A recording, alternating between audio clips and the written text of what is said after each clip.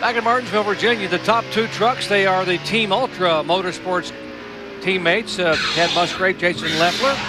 Right along with Jason Leffler on the Dodge Team ASE CarQuest machine.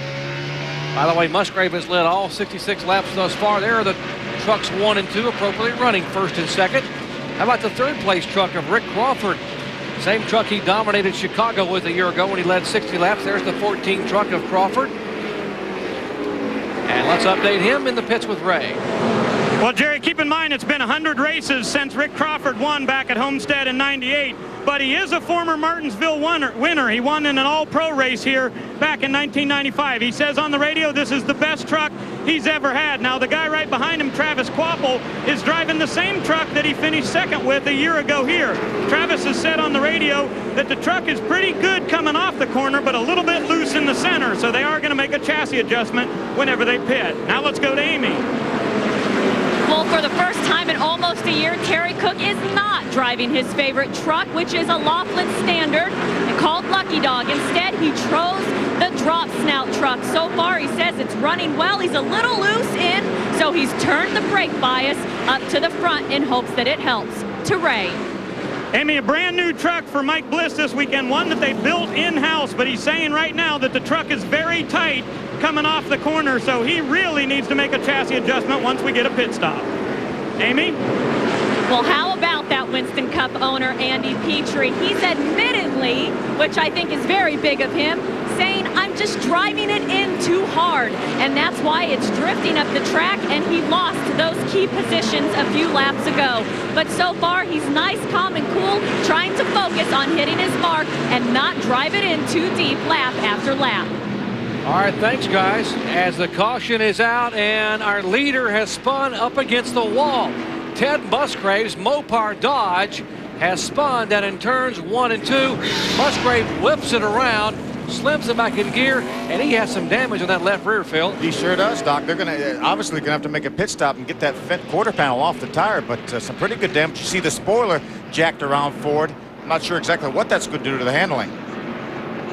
And we are told the 55 car may have been involved. There's Tom Powers, damage on the front of Tom Powers' machine. And Musgrave had led all 71 laps. This happened on lap 72.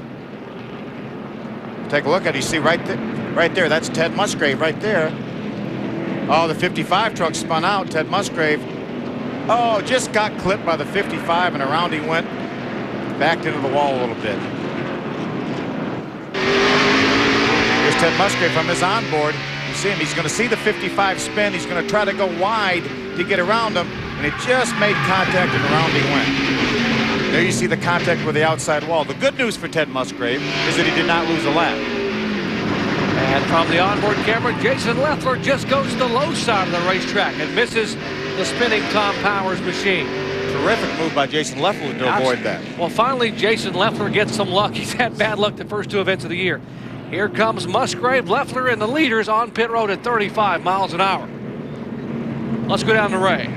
Well, Jerry, they're going to go to work on the right side first, but they know they've got damage on this left rear quarter. They're going to have to pull it out so they're able to get gas in and get it away from the left rear tire. Now, Ted starts to roll the truck forward a little bit. Now let's check in on the 29. Well, Terry Cook's coming down. He's going to take not 2, but 4 tires. A little risky, I think, because this is not a Winston Cup crew. This is their regular truck crew. They've been, oh, he almost got blocked in there. Almost got a little nudge from the 4. Brian Rose now hits his mark. He is indeed going to take 4 tires, and it looks like no chassis adjustments. Apparently the 6 truck was in, guys, there. We did see him come off pit road. We'll check on that and find out what he did on his pit stop, but they do need to bring the 1 track back in because they did not get that fender pulled away enough. Terry Cook, trouble with Terry Cook on the left rear, but now he's, a costly pit stop. Track position is huge at Martinsville, and Terry Cook has just lost a lot of it. Doc, it's even worse than that because Terry Cook really pitted a lap later than a lot of the other lead lap trucks, so he really pitted a lap too late. And here's Musgrave back in, ready to get it fixed. Well, Jerry, they did get the fender pulled away a little bit, but I wasn't able to tell because Ted pulled out of there so quickly whether they've done the job enough, but it's going to have to be enough now because they're getting ready to go back to green.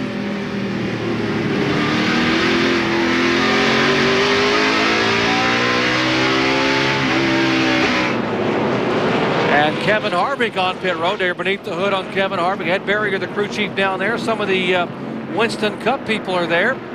They're involved in also trying to help pit Kevin Harvick's car. As we are back to green flag racing here, the restart on lap 76. Jason Leffler and the lap trucks on the inside. That's Robert Presley 3 laps down. Tolsma is a lap down. Presley, there's some contact between he and Crawford. Robert has fresher tires than Jason Leffler and Rick Crawford. He pitted around lap 50, so he's got several less laps on his tires. Let's update what's happening in the Harvick pits with Amy. Well, his temperature was running upwards to 215 degrees, came down, went under the hood. They found they had a plug wire off. So far, we've seen these guys like Waltrip, Musgrave, Presley, Harvick, all of these veterans that we thought would just be awesome here at Martinsville, having some tough luck. And Kevin Harvick will be shown 2 laps back now, coming out of the pits in 28th position after having a great run and a 4th place finish at Darlington in his season debut this year in NASCAR's trucks. How about Rick Crawford all over the back of Jason Leffler? Now you heard Ray mention Rick Crawford has not won a NASCAR Craftsman Truck Series race in 100 starts. April 4th, 1998. It has been, almost exactly, a little over 4 years since he has gone to victory lane, and he is hungry. Well, there were a couple times last year, Doc, that we just knew he was going to win the race, and for various reasons, Dover last year, he had a problem on pit road, got penalized a lap, and you mentioned Chicago, what a good truck he had there. But Rick Crawford will win a race and will win one soon. This truck Crawford's driving, I mentioned, dominated Chicago, led 60 laps, finished 5th there, finished 4th at Gateway in St. Louis. One of his better intermediate and short track trucks. And the man who's got the ranch, Rockin' Ray Stock, is making it happen. You're looking at Jason Leffler there, who's showing the way. Leffler coming full-time this year in NASCAR's Craftsman Truck Series.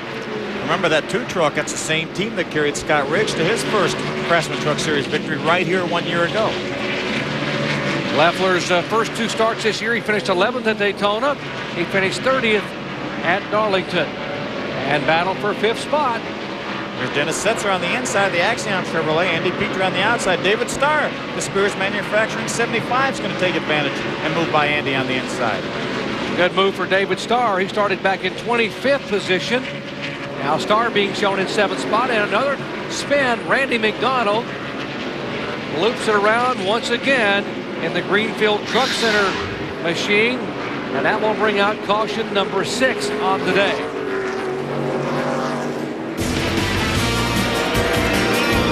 Back with more from Martinsville Speedway in Virginia in just a moment.